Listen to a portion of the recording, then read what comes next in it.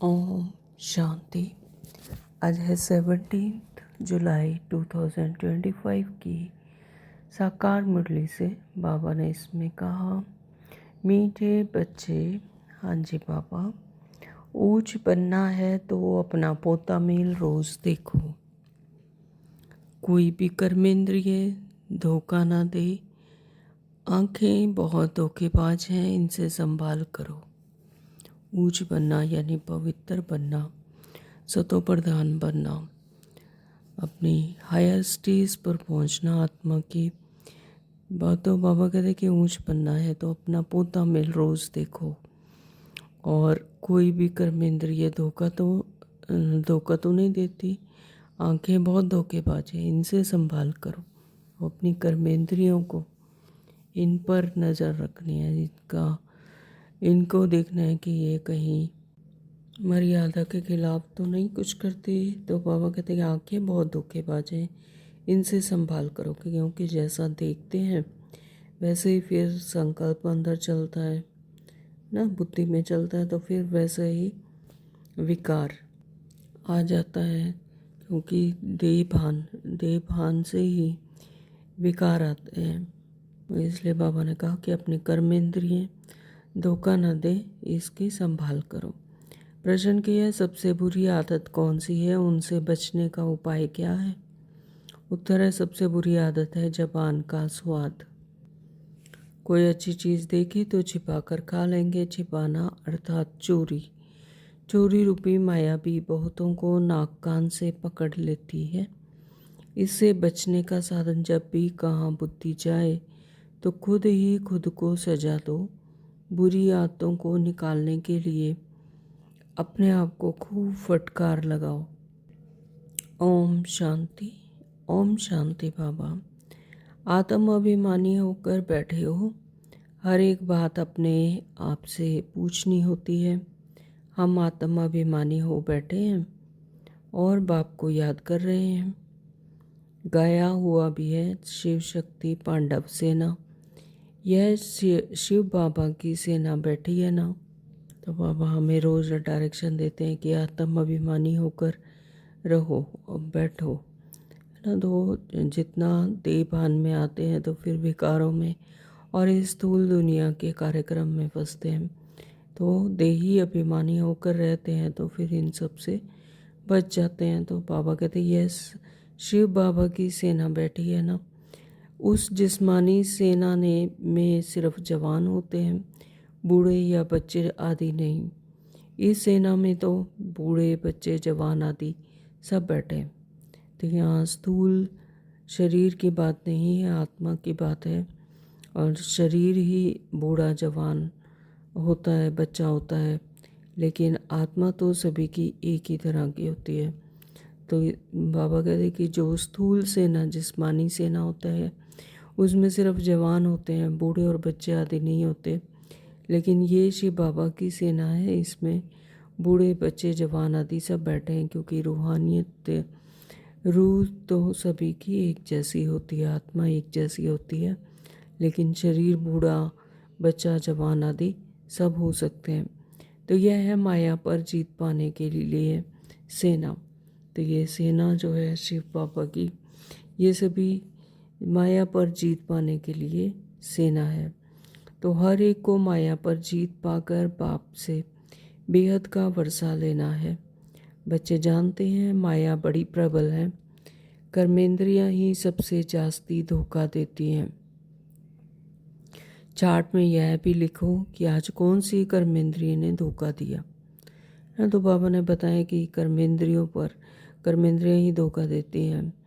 तो कर्मेंद्रियों पर पूरी कंट्रोल रखना है, एक नज़र रखनी है कि ये चार्ट में यह भी लिखो कि आज कौन सी कर्मेंद्रियों ने धोखा दिया। आज फलानी को देखो तो दिल हुई कि इनको हाथ लगाएं, यह करें। आंखें बहुत नुकसान करती हैं। हर एक कर्मेंद्रिय देखो कौन सी कर्मेंद्रिय बहुत नुकसान करती है। सूरदास का भी इस पर मिसाल देते हैं। अपनी जांच रखनी चाहिए, आंखें बहुत धोखा देने वाली हैं। अच्छे अच्छे बच्चों को भी माया धोखा दे देती है है ना। आँखों से जब कोई चीज़ देखते हैं तो वह फिर अंदर संकल्प चलता है, तो उसी से फिर व्यर्थ चलता है। तो इसीलिए बाबा कहते हैं कि अच्छे अच्छे बच्चों को भी माया धोखा देती है। तो आँखों पर पूरी कंट्रोल यानी संभाल रखनी है कि कौन सी कर्मेंद्रियाँ बहुत नुकसान करती है। बल सर्विस अच्छी करते हैं परंतु वो आंखें धोखा दे देती है। तो इस पर बड़ी जांच रखनी होती है, क्योंकि दुश्मन है ना हमारे हमारे पद को भ्रष्ट कर देती है। जो सेंसिबल बच्चे हैं उनको अच्छी रीति नोट करना चाहिए, डायरी पॉकेट में पड़ी हो। जैसे भक्ति मार्ग में बुद्धि और तरफ भागती है तो अपने को चुटकी काटते हैं। तुमको भी सजा देनी चाहिए, बड़ी खबरदारी रखनी चाहिए। कर्मेंद्रियां धोखा तो नहीं देती, किनारा कर लेना चाहिए, खड़ा होकर देखना भी नहीं चाहिए। स्त्री पुरुष का भी बहुत हंगामा है, देखने का काम विकार की दृष्टि जाती है, इसलिए सन्यासी लोग आंखें बंद करके बैठते हैं। तो कोई कोई सन्यासी तो स्त्री को पीठ देकर बैठते हैं। उन सन्यासी आदि को क्या मिलता है, करके 10-20 लाख करोड़ इकट्ठा करेंगे, मर गए तो खलास, फिर दूसरे जन्म में इकट्ठा करना पड़े। तुम बच्चों को तो जो मिलता है वह अविनाशी वर्षा हो जाता है, वहाँ धन की लालच होती ही नहीं, ऐसी कोई अप्राप्ति होती नहीं जिसके लिए माथा मारना पड़े। कहाँ सतयुग में, तो सतयुग में लालच मोह और इस तरह की कर्मेंद्रियों की कोई धोखा देने की आदत, तो ये सब विकार हैं और वहाँ पर ऐसा होता नहीं।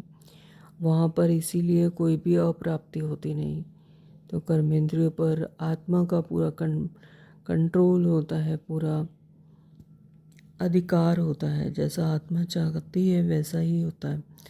तो कर्मेंद्रियाँ अपनी तरफ से कोई धोखा नहीं देती है। तो कलयुग अंत और सतयुग आदि में रात दिन का फर्क है। कलयुग के अंत और सतयुग के आदि में तो बहुत रात दिन का फर्क है। वहाँ तो अपार सुख होता है, यहाँ कुछ भी नहीं। बाबा हमेशा कहते हैं संगम अक्षर के साथ पुरुषोत्तम अक्षर जरूर लिखो। साफ साफ अक्षर बोलने चाहिए, समझाने में सहज होता है। मनुष्य से देवता किए तो जरूर संगम पर ही आएगा ना देवता बनाने, नरकवासी को स्वर्गवासी बनाने। ये संगम पर ही दरकार है परमात्मा के आने की। तो मनुष्य से देवता संगम पर ही बनाते हैं बाबा, और नरकवासी को स्वर्गवासी बना देते हैं। तो मनुष्य तो घोर अंधियारे में है, स्वर्ग क्या होता है पता ही नहीं। और धर्म वाले तो स्वर्ग को देख भी नहीं सकते। मनुष्य यानी जो इस कलयुगी अंधियारे में है, अभी तमो प्रधानता में है, उन्हें अभी ये नहीं पता, जिन्हें श्रीमत नहीं है उन्हें अभी यह नहीं पता कि एक्चुअली स्वर्ग होता क्या है, पता ही नहीं। और धर्म वाले तो स्वर्ग को देख भी नहीं सकते। इसलिए बाबा कहते हैं तुम्हारा धर्म बहुत सुख देने वाला है। और धर्म वाले यानी जो कि ड्रामा अनुसार कल्प वृक्ष में भी जैसे दिखा है कि अपने समय पर आते हैं, स्वर्ग में नहीं आते। तो उन्होंने तो स्वर्ग को देखा ही नहीं, वो ना ही देख सकते। तो तुम्हारा धर्म बहुत सुख देने वाला है। तो हमारा देवी देवता धर्म तो ये बहुत सुख देने वाला है। उनको कहते ही हैं हेवन, परंतु ये थोड़े ही समझते हैं कि हम भी हेवन में जा सकते हैं, किसी को भी पता नहीं। भारतवासी यह भूल गए हैं, हेवन को लाखों वर्ष कह देते हैं। क्रिश्चियन लोग खुद कहते हैं 3000 वर्ष पहले हेवन था। लक्ष्मी नारायण को कहते ही हैं गॉड गॉडेस, ज़रूर गॉड ही गॉड गॉडेस बनाएंगे। तो मेहनत करनी चाहिए, रोज़ अपना पोता मिल देखना चाहिए कौन सी कर्मेंद्रिय ने धोखा दिया, क्योंकि कर्मेंद्रिय अगर धोखा देती हैं तो फिर विकारों में फंसते हैं तो फिर पद भ्रष्ट होता है। तो इसलिए बाबा कहते हैं कि इसमें मेहनत करनी है कि रोज़ अपना पोता मेल देखना चाहिए कि कोई कर्मेंद्रिय धोखा तो नहीं देती। जबान भी कोई कम नहीं, कोई अच्छी चीज़ देखी तो छिपा कर खा लेंगे। तो ऐसे भी हैं कि जबान भी कोई कम नहीं है कि कोई अच्छी चीज़ खाने का दिल किया तो फिर छिपा कर खा लेते हैं। समझते थोड़ी हैं कि यह भी पाप है, चोरी हुई ना। सो भी शिव बाबा के यज्ञ में से चोरी करना बहुत खराब है। कख का चोर 100 लाख का चोर कहा जाता है। जिसने एक पैसे की भी चोरी की तो यानी कख की भी चोरी की तो वो भी लक का चोर हो गया। चोर तो चोर है। बहुतों को माया नाक से पकड़ती रहती है। यह सब बुरी आदतें निकालनी है तो अपने पर फटकार डालनी चाहिए। तो माया पकड़ लेती है, जहाँ जो जिसमें जो भी कमजोरी है वहाँ से ही फिर आती है। तो इसलिए बाबा कहते हैं कि यह बुरी आदतें निकालनी है, अपने को फटकार लगानी चाहिए। जब तक बुरी आदतें तब तक ऊंच पद पा नहीं सकेंगे।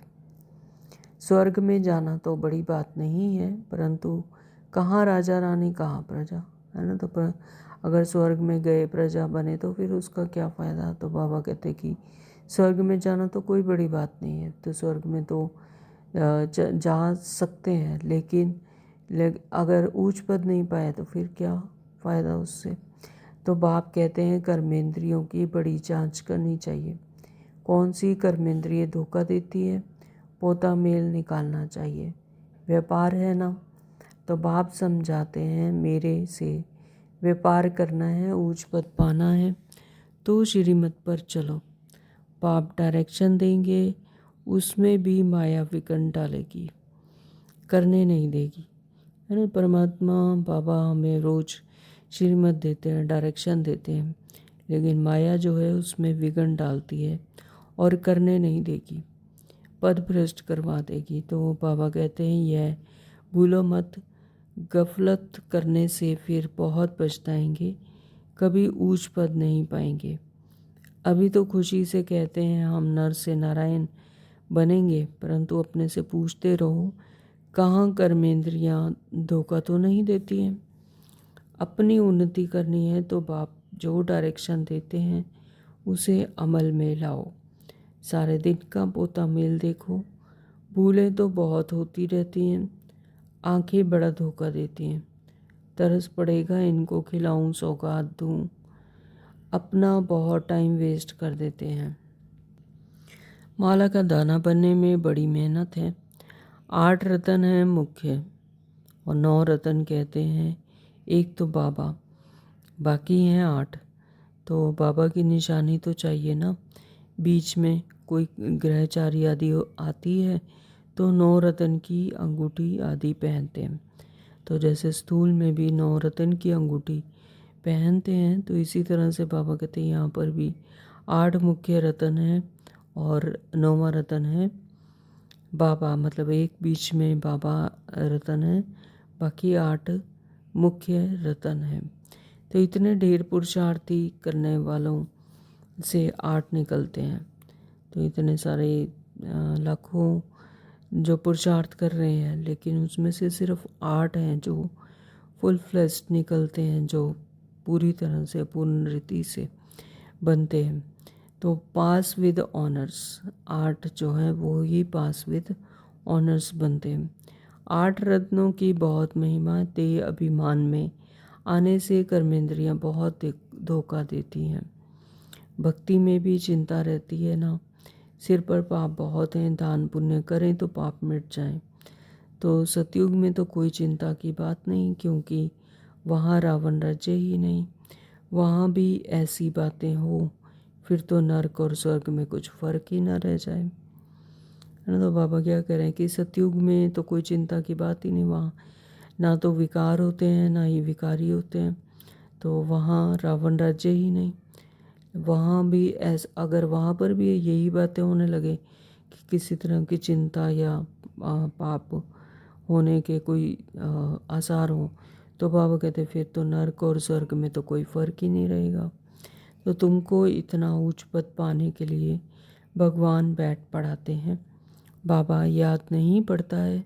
अच्छा, पढ़ाने वाला टीचर तो याद पड़े। अच्छा भला यह याद करो कि हमारा एक ही बाबा सतगुरु है ना। तो बाबा कहते हैं कि अगर पढ़ा याद नहीं रहता, बाबा याद नहीं रहता, तो पढ़ाने वाला टीचर तो याद रहता है, तो उसे याद करो। तो यहाँ पर तो पिता, टीचर और सतगुरु एक ही हैं। तो हमारा एक ही बाबा सतगुरु है। तो मनुष्यों ने आसुरी मत पर बाप को कितना तिरस्कार किया है। बाप अब सब पर उपकार करते हैं।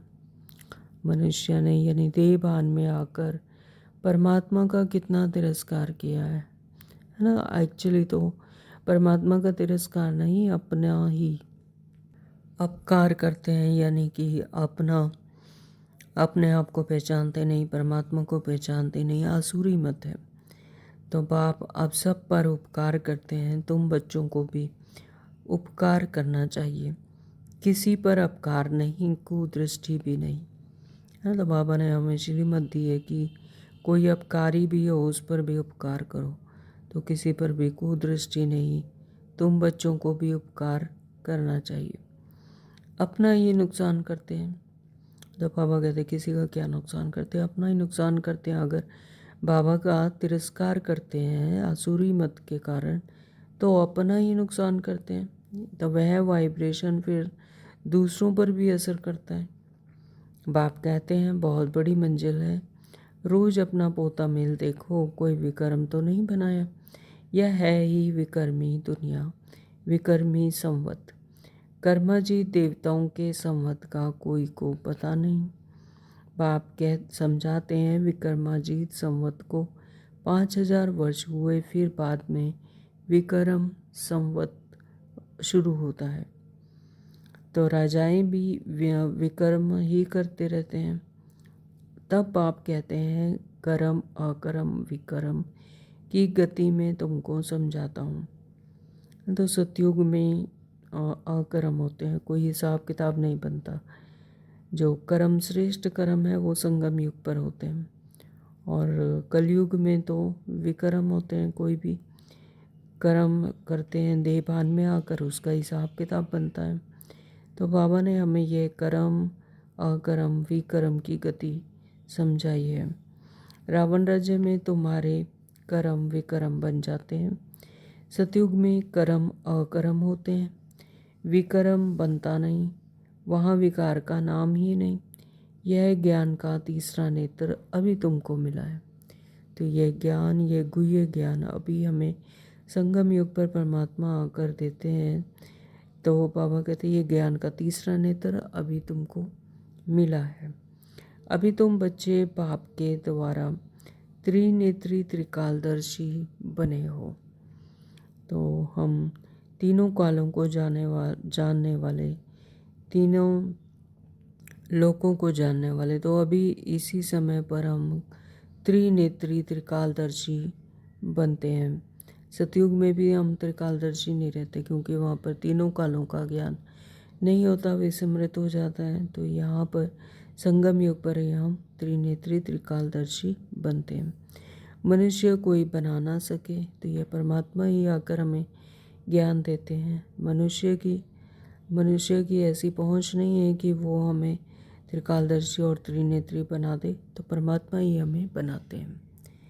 तुमको बनाने वाला है बाप। पहले जब आस्तिक हो तब त्रिनेत्री त्रिकालदर्शी बने। सारा ड्रामा का राज बुद्धि में है ना। सबसे पहले तो परमात्मा पर जब निश्चय होगा, आस्तिक होंगे, तब त्रिनेत्री त्रिकालदर्शी बनेंगे। जब परमात्मा पर ही निश्चय नहीं, तो फिर त्रिनेत्री त्रिकालदर्शी नहीं बन सकते। सारा ड्रामा का राज बुद्धि में है। मूल वतन सूक्ष्म वतन 84 का चक्र सब बुद्धि में है। तो मूल वतन क्या है, सूक्ष्म वतन क्या है, तो ये सब जो है 84 का जो चक्र है, ये सब बुद्धि में है। फिर पीछे और धर्म आते हैं, बुद्धि को पाते रहते हैं। उन धर्म संस्थापकों को गुरु नहीं कहेंगे, है ना। धर्म संस्थापक जो है उन्हें गुरु नहीं कहा जा सकता। स्वर्ग की सदगति करने वाला सतगुरु एक ही है। तो परमपिता परमात्मा को ही सद्गति जो कि करते हैं उन्हें ही सद्गुरु कहा जाता है। जो धर्म संस्थापक है उन्हें गुरु नहीं कह सकते। बाकी वह कोई सद्गति करने थोड़ी आते हैं, सद्गति नहीं देते। वह धर्म संस्थापक हैं, धर्म की स्थापना करते हैं। क्राइस्ट को याद करने से सद्गति थोड़ी ही होगी, विक्रम विनाश थोड़े ही होंगे, कुछ भी नहीं। उन सबको भक्ति की लाइन में कहा जाएगा, ज्ञान की लाइन में सिर्फ तुम हो। तो भक्ति की लाइन अलग है और ज्ञान की लाइन अलग है। यानी भक्ति में सिर्फ महिमा करते हैं परमात्मा की और याद करते हैं, पुकारते हैं, लेकिन ज्ञान में हम परमात्मा की तरह ही बनते हैं। तो तुम पंडे हो, सबको शांतिधाम सुखधाम का रास्ता बताते हो। बाप भी लिबरेटर गाइड है, उस बाप को याद करने से ही विक्रम विनाश होंगे। अभी तुम बच्चे अपने विक्रम विनाश करने का पुरुषार्थ कर रहे हो। तो अभी हम सब क्या करते हैं, विक्रमों को जो कि 63 जन्मों से देहभान में आकर जो विक्रम बाबा कहते हैं कि किए हुए हैं, तो वो सभी हिसाब किताब जो है वो विनाश करने का पुरुषार्थ कर रहे हैं। तो तुम्हें ध्यान रखना है कि एक तरफ पुरुषार्थ और दूसरी तरफ विक्रम ना होता रहे, है ना। तो ये भी ध्यान रखना है कि एक तरफ तो पुरुषार्थ कर रहे हैं लेकिन दूसरी तरफ अगर विक्रम होंगे तो फिर और ही पाप के भागीदार बन जाएंगे। तो पुरुषार्थ के साथ साथ विक्रम भी किया तो 100 गुना हो जाएगा। जितना हो सके उतना विक्रम ना करो, जितना हो सके यानी देहभान में ना आए, अपने आत्मिक स्मृति में रहकर कोई भी विक्रम ना करो, नहीं तो एडिशन भी होगी, नाम भी बदनाम करेंगे। जबकि जानते हो भगवान हमको पढ़ाते हैं तो फिर कोई विक्रम नहीं करना चाहिए। छोटी चोरी या बड़ी चोरी पाप तो हो जाता है ना। तो यह आंखें बड़ा धोखा देती हैं। बाप बच्चों की चलन से समझ जाते हैं, कभी ख्याल भी ना आए कि यह हमारी स्त्री है। तो बाबा कहते हैं कि छोटी चोरी या बड़ी चोरी इस तरह के कोई पाप हो जाता है। जैसी श्रीमत है, मर्यादा में रहकर अगर स्वाद अनुसार कुछ और खा लिया तो वो भी एक तरह से पाप हो जाता है। तो आंखें बड़ा धोखा देती हैं और व्यर्थ चलता है। तो बाप बच्चों की चलन से समझ जाते हैं, कभी ख्याल भी ना आए कि यह है हमारी स्त्री है, हम ब्रह्मा कुमार कुमारी हैं, शिव बाबा के पुत्र हैं, है ना। तो जब देहभान में आते हैं तभी संबंध याद आते हैं कि ये स्त्री है, ये पुरुष है, ये बच्चा है, ये बूढ़ा है। लेकिन जब आत्मिक स्मृति में रहते हैं तो हर किसी के प्रति सिर्फ एक ही समझ होती है कि हम भी आत्मा और ये भी आत्मा भाई है और एक ही परमात्मा के संतान हैं। तो शिव बाबा के पुत्र हैं हमने बाबा से प्रतिज्ञा की है, राखी बांधी है, फिर आंखें क्यों धोखा देती हैं, है। तो प्रतिज्ञा की है यानी राखी बांधी है हमने, परमात्मा से प्रतिज्ञा की है कि हम आत्मा हैं। तो फिर बाबा कहते हैं ये आंखें क्यों धोखा देती हैं। तो याद के बल से कोई भी कर्मेंद्रियों से धोखे से छूट सकते हो, लेकिन जितना जितना परमात्मा की याद में रहेंगे, बुद्धि योग परमात्मा से लगा रहेगा, तो ये कर्मेंद्रियाँ भी धोखा नहीं देंगी, तो इन पर भी पूरा कंट्रोल रहेगा, यानी धोखे से छूट सकते हो। बड़ी मेहनत चाहिए, बाप के डायरेक्शन पर अमल कर चार्ट लिखो। तो बाबा आज फिर चार्ट लिखने की समझाने दे रहे हैं कि अपना चार्ट रखो ताकि याद आए कि हमारी कौन सी कर्मेंद्रियों ने धोखा दिया। तो बाप के डायरेक्शन पर अमल कर चार्ट लिखो। स्त्री पुरुष भी आपस में यही बातें करो, हम तो बाबा से पूरा वर्षा लेंगे, टीचर से पूरा पढ़ेंगे। ऐसा टीचर कभी मिल ना सके जो बेहद की नॉलेज दे। तो लक्ष्मी नारायण ही नहीं जानते तो उनके पिछाड़ी आने वाले कैसे जान सकते हैं। लक्ष्मी नारायण सतयुग में होते हैं तो सतयुग में तो आत्मिक स्मृति में तो रहते हैं लेकिन परमात्मा को भूल जाते हैं। तो बाबा कहते हैं कि लक्ष्मी नारायण ही नहीं जानते तो उनके पिछाड़ी आने वाले कैसे जान सकते हैं, तो वहाँ दरकार ही नहीं। तो बाप कहते हैं यह सृष्टि के आदि मध्य अंत का ज्ञान सिर्फ तुम जानते हो संगम पर। तो यहाँ पर ही दरकार है, यहाँ पर ही समझना होता है संगम युग पर आदि मध्य अंत का ज्ञान, यहाँ पर ही त्रिनेत्री त्रिकालदर्शी बनते हैं।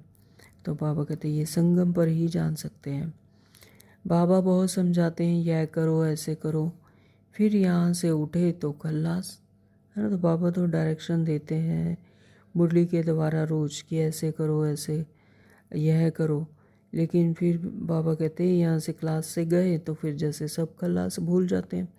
तो यह नहीं समझते कि शिव बाबा हमको कहते हैं। हमेशा समझो शिव बाबा कहते हैं, है ना। जब ये याद आता है कि परमात्मा हमें कह रहे हैं, जब यह निश्चय है तो फिर नहीं भूलेंगे। तो इनका फ़ोटो भी नहीं रखो, यह रथ तो लोन लिया है।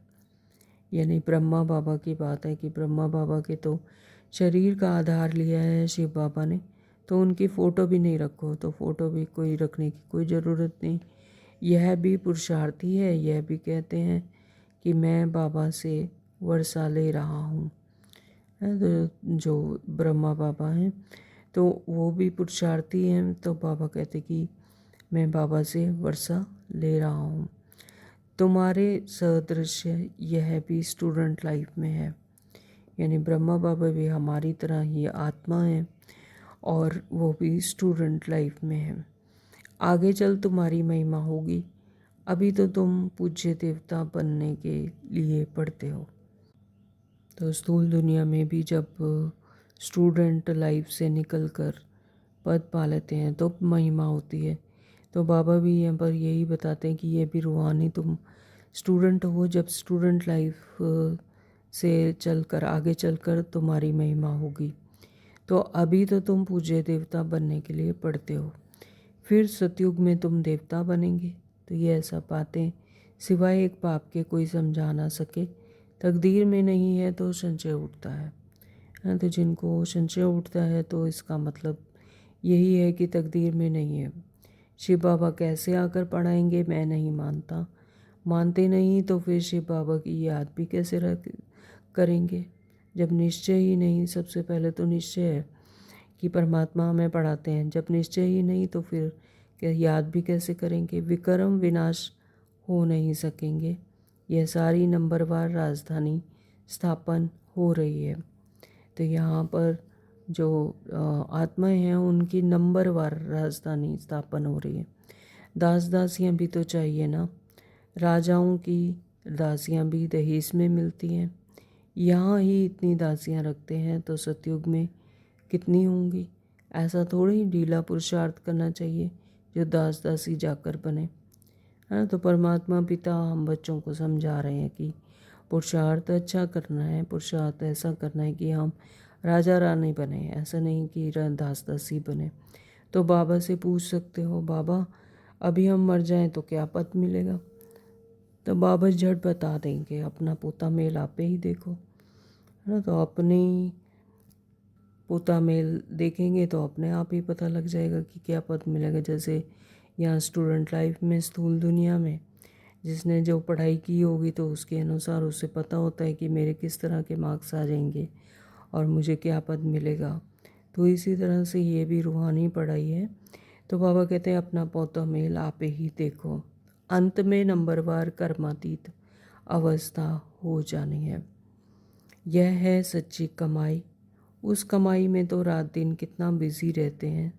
सट्टे वाले जो होते हैं एक हाथ में से खाना खाते हैं, दूसरे हाथ से फ़ोन पर कारोबार चलाते रहते हैं। यानी खाना खाने की भी फुर्सत नहीं, एक हाथ से खाना खाते हैं और दूसरे हाथ से फ़ोन पर कारोबार चलाते रहते हैं। अब बताओ ऐसे आदमी ज्ञान में चल सकेंगे?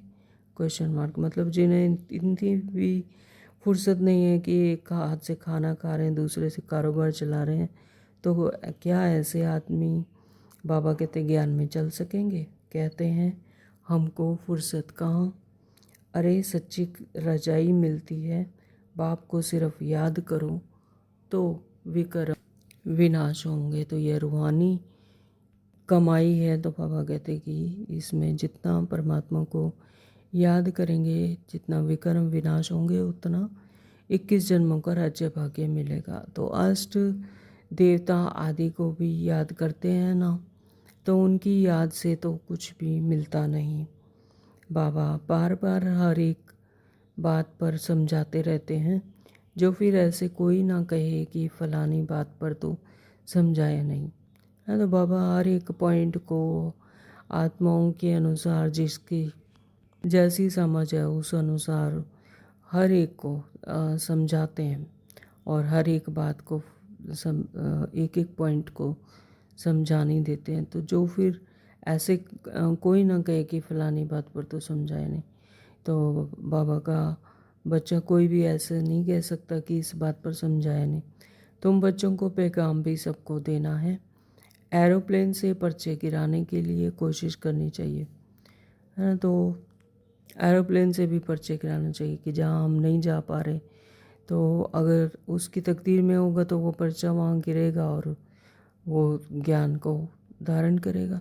तो उसमें लिखो शिव बाबा ऐसे कहते हैं, ब्रह्मा भी शिव बाबा का बच्चा है, तो प्रजापिता है तो वह भी बाप, यह भी बाप, है ना। तो प्रजापिता ब्रह्मा बाबा बने, उनके द्वारा हमें अडॉप्ट किया शिव बाबा ने, तो वो भी बाप बने, यानी स्थूल में वो भी एक तरह से पिता ही बने। तो शिव बाबा कहने से भी बहुत बच्चों को प्रेम के आंसू आ जाते हैं। तो शिव बाबा को जब पिता की दृष्टि से देखते हैं, पिता कहते हैं, शिव बाबा कहते हैं, तो फिर बाबा कहते हैं बच्चों के प्रेम के आंसू आ जाते हैं। कभी देखा भी नहीं, लिखते हैं बाबा कब आकर आपसे मिलेंगे, तो बाबा बंधन से छुड़ाओ। बहुतों को बाबा का फिर प्रिंस का भी साक्षात्कार होता है। और बहुत बच्चे हैं जिन्हें बाबा का फिर प्रिंस का भी साक्षात्कार होता है। आगे चलकर बहुतों को साक्षात्कार होंगे, लेकिन बाबा कहते फिर भी पुरुषार्थ तो करना ही पड़े। मनुष्य को मरते समय भी कहते हैं ना, भगवान को याद करो, तुम भी देखेंगे पिछाड़ी में खूब पुरुषार्थ करेंगे, याद करने लगेंगे। क्योंकि जब यह स्मृति आएगी कि अब समय नहीं बचा है, तो फिर खूब पुरुषार्थ करेंगे कि याद करने लगेंगे। बाप राय देते हैं बच्चे जो समय मिले उसमें पुरुषार्थ कर मेकअप कर लो। तो बाबा क्या राय देते हैं कि बच्चे मिले तो जितना जितना समय मिले उसमें पुरुषार्थ करो, मेकअप कर लो, यानी तैयार रहो, एवर रेडी हो जाओ। तो बाप की याद में रह विक्रम विनाश करो, तो पीछे आते भी आगे जा सकते हो।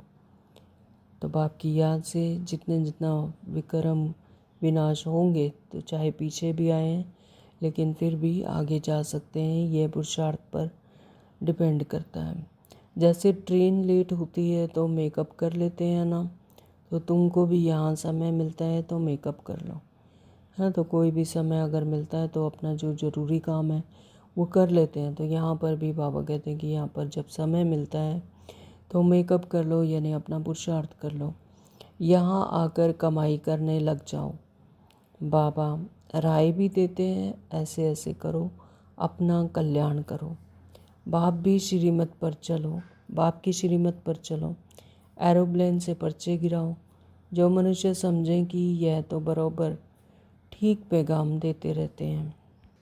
तो बाबा हमें रोज़ डायरेक्शन देते हैं, समझाने देते हैं, तो इस तरह से अपना कल्याण करो। तो बाप की श्रीमत पर चलो, एरोप्लेन से पर्चे गिराओ। जो मनुष्य समझें कि यह तो बराबर ठीक पैगाम देते रहते हैं। भारत कितना बड़ा है सबको मालूम पड़ना चाहिए। तो जो फिर ऐसे ना कहें कि बाबा हमको तो पता ही नहीं पड़ा, है ना। तो ऐसे बाबा कहते कि कोई एक भी बच्चा ऐसी उलाहना ना दे कि हमें तो पता ही नहीं पड़ा, हमें तो मालूम ही नहीं पड़ा कि कब परमात्मा आए और कब श्रीमत मिली। तो इसलिए हर किसी को परमात्मा का पैगाम मिले। अच्छा, मीठे मीठे सिखलते बच्चों प्रति माता पिता बाप दादा का याद प्यार और गुड मॉर्निंग। रूहानी बाप की रूहानी बच्चों को नमस्ते। हम रूहानी बच्चों की रूहानी माता पिता बाप दादा को याद प्यार गुड मॉर्निंग। नमस्ते जी, नमस्ते जी, नमस्ते जी।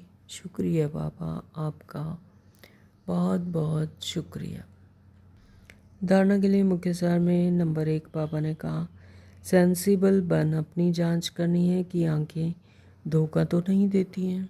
तो बाबा कह रहे हैं कि सेंसिबल बनकर अपनी ये जांच करनी है कि कोई कर्मेंद्रिय, कोई आंखें धोखा तो नहीं देती हैं, कोई भी कर्मेंद्रिय के वश हो उल्टा कर्म नहीं करना है, याद के बल से कर्मेंद्रियों के धोखे से छूटना है। तो ये कर्मेंद्रियाँ ही हैं जो धोखा दे देती हैं और पद भ्रष्ट करवा देती हैं। तो इसलिए बाबा कहते हैं कि अपनी संभाल खुद करनी है और कोई भी कर्मेंद्रियों के वश हो उल्टा कर्म नहीं करना है, याद के बल से कर्मेंद्रियों के धोखे से छूटना है। तो जितना याद में रहेंगे, परमात्मा से बुद्धि योग लगा रहेगा, तो ये कर्मेंद्रियाँ भी के धोखे से भी छूट जाएंगे। नंबर 2, बाबा ने कहा इस सच्ची कमाई के लिए समय निकालना है, पीछे आते भी पुरुषार्थ से मेकअप कर लेना है। यह विक्रम विनाश करने का समय है, इसलिए कोई भी विक्रम नहीं करना है। तो यह ही एक सच्ची कमाई है जो कि अविनाशी कमाई है। इसके लिए बाबा कहते हैं कि समय निकालना है, पीछे आते भी अगर कोई पीछे आए हैं बच्चे जो बाद में आए हैं, तो वो पुरुषार्थ से अपना मेकअप उनको कर लेना चाहिए, यानी अपने आप को पूर्ण रीति से तैयार कर लेना चाहिए। यह विक्रम विनाश करने का समय है। ये संगम युग जो है विक्रम विनाश करने का समय है, इसलिए कोई भी विक्रम नहीं करना है। वरदान दिया बाबा ने, बालक सो मालिक के पाठ द्वारा निरहंकारी और निराकारी भव। बालक सो मालिक यानी बालक बनकर परमात्मा से पूरा श्रीमत लेनी है और मालिक बनकर उन ज्ञान के पूरे अधिकारी, अपने कर्मेंद्रियों के अधिकारी बनना है। तो बाबा कहते कि बालक सो मालिक के पाठ द्वारा निरहंकारी और निराकारी भव। बालक बनना अर्थात हद के जीवन का परिवर्तन होना। कोई कितने भी बड़े देश का मालिक हो, धन व परिवार का मालिक हो, लेकिन बाप के आगे सब बालक हैं। तो इस स्थूल दुनिया में चाहे कितने भी बड़े देश का मालिक हो, धन हो और परिवार का मालिक हो, लेकिन परमात्मा के सामने तो सब बालक हैं, बच्चे हैं। तो तुम ब्राह्मण बच्चे भी बालक बनते हो तो बेफिक्र बादशाह और भविष्य में विश्व के मालिक बनते हो, है ना। तो हम ब्राह्मण बच्चे भी परमात्मा के सामने बालक बनते हैं और फिर बेफिक्र बादशाह और भविष्य में विश्व के मालिक बनते हैं। तो बालक सो मालिक हूँ, यह स्मृति सदा निरहंकारी निराकारी स्थिति का सो मालिक हूँ, यह स्मृति सदा निरहंकारी निराकारी स्थिति का अनुभव कराती है। बालक हूँ यानी यह स्मृति से निरहंकारिता, मालिक हूँ तो यानी बेहद की स्मृति दिलाती है कि बेहद की निराकारी स्थिति का अनुभव कर। बालक अर्थात बच्चा बनना, माना माया से बच जाना, है ना। तो बालक बनते हैं तो पिता साथ ही है, तो फिर माया से बच जाते हैं। ओम शांति। आज का स्लोगन है, प्रसन्नता ही ब्राह्मण जीवन की पर्सनालिटी है, तो सदा प्रसन्न चित्त रहो। ब्राह्मण जीवन यानी स्टूडेंट लाइफ परमात्मा संगम योग पर परमात्मा सम्मुख है। 63 जन्मों से जिस परमात्मा को पुकार रहे थे वो अब हमारे सम्मुख हैं। तो ब्राह्मण जीवन यानी प्रसन्नता की पर्सनालिटी। तो बाबा कहते प्रसन्नता ही ब्राह्मण जीवन की पर्सनालिटी है, तो सदा प्रसन्न चित्त रहो। ओम शांति। आज के अव्यक्त इशारे हैं, संकल्पों की शक्ति जमा कर श्रेष्ठ सेवा के निमित्त बनो। जो कार्य आज के अनेक पदमपति नहीं कर सकते हैं, वह आपका एक संकल्प आत्मा को पदमपति बना सकता है। इसलिए श्रेष्ठ संकल्प की शक्ति जमा करो। तो जो श्रेष्ठ संकल्प है वो इतना वैल्यूएबल है कि पदमपति बना सकते हैं।